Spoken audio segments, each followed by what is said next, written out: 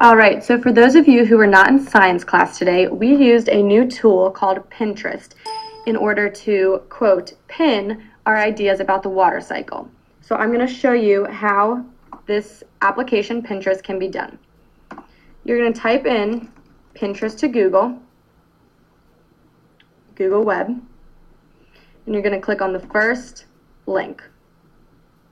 Now, after you have created a login, which I already have done, you are going to come up to this red addition sign. When you click here, you could either upload a pin, which I will talk about, you could add from a certain website, or you can create a board. In class today, we created a board. So this is going to be your tutorial on how to create a board on the water cycle. So I'm going to title this board, The Water Cycle. You can add a short description if you would like to. What kind of board is it? I'm going to put in here education. This is for science class.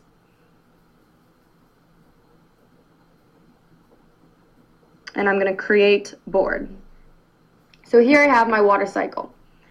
Now on Pinterest, you could look at pins, they're called. And pins are pictures of either quotes, diagrams, structures, photographs, whatever is out there on the web. So I'm going to type in my search button, the water cycle.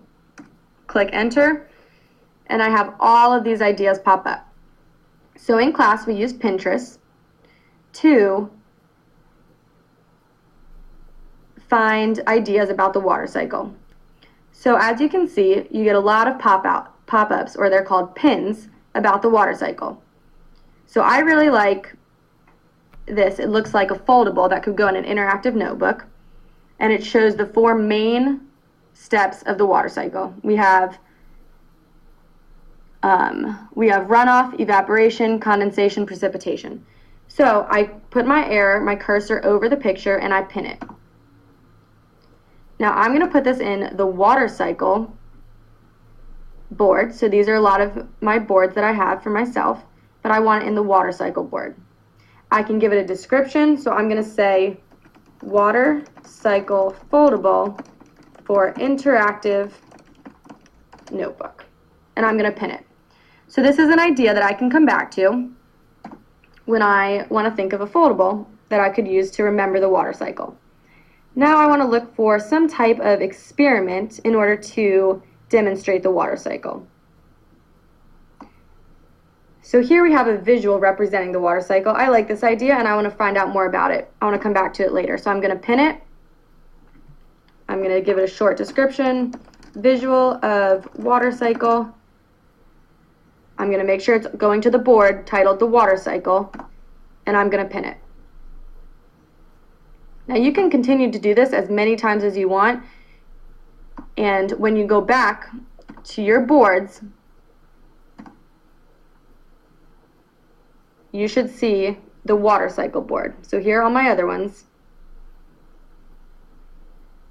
When I click on the water cycle, I will be able to see all of my ideas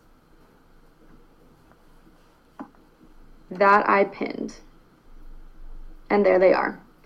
So Pinterest is a great way to brainstorm ideas, to collect ideas from other people, to share ideas, and also to organize your thoughts and creative foldables and experiments and whatnot into one central place. So whenever I want to look at things involving the water cycle, I can go right back to my water cycle board on my Pinterest account. And that is how you use Pinterest.